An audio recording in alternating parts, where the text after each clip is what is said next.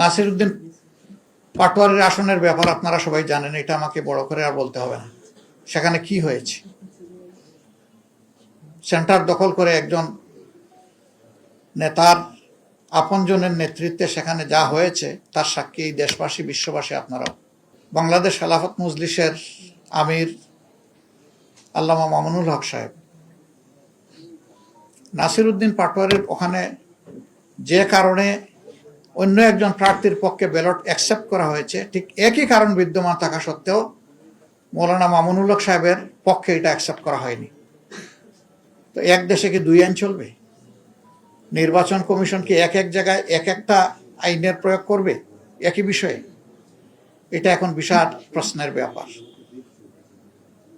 আমাদের secretary general সহ বেশ কিছু আসনে এই ধরনের ব্যাপার আছে।